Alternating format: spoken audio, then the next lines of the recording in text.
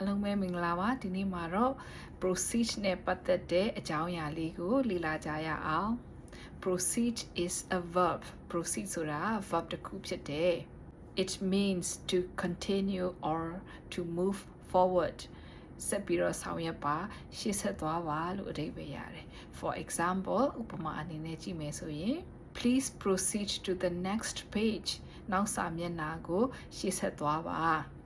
After the signal, you may proceed. အချက်ပြပြီးတဲ့နောက်မှာဆက်လက်ဆောင်ရွက်နိုင်ပါပြီ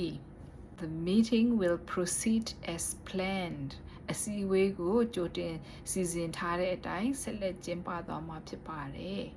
Proceed is an action word. Proceed ဆိုတာကဆောင်ရွက်ချက်ကိုဖော်ပြတဲ့စကားလုံးတစ်ခုဖြစ်တယ် It tells someone to continue. တစ်စုံတစ်ယောက်ကိုဆက်လက်လုပ်စေခြင်း go ahead ဆက်ပြီးဆောင်ရွက်စေခြင်း proceed ဆိုတဲ့စကားလုံးကိုသုံးလို့ရတယ်အဲ့တော့သူကနေတဆင့်သွားတဲ့နောက်စကားလုံးတစ်ခုကိုကြည့်ကြရအောင်အဲ့ဒါကတော့ noun အနေနဲ့သုံးတာ procedure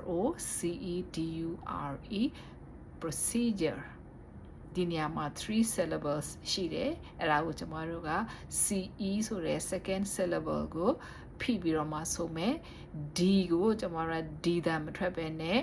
သူကို J တန်နဲ့ဆိုမယ် procedure ဥပမာလေးတွေကြည့်ကြမယ် procedure is a noun သူကတော့ noun တစ်ခုဖြစ်တယ် it means a set of steps လုပ်ထုံးလုပ်နည်းအစဉ်စဉ် or method for doing something နီလန်တစ်ခုခုလုပ်ဖို့လို့နီလန်တစ်ခုခုကိုprocedure လို့ခေါ်တယ် For example ဥပမာအနေနဲ့ကြည့်မယ်ဆိုရင် This is the safety procedure ဒါကဘေးအန္တရာယ်ကင်းရှင်းရေးလုပ်ငန်းစဉ်အစဉ်စဉ်ဖြစ်ပါတယ် Follow the correct procedure မှန်ကန်တဲ့လုပ်ထုံးလုပ်နည်းကိုလိုက်နာဆောင်ရွက်ပါ The doctor explained the procedure ဆရာဝန်ကကုသမှုအစဉ်စဉ်ကိုရှင်းပြခဲ့တယ်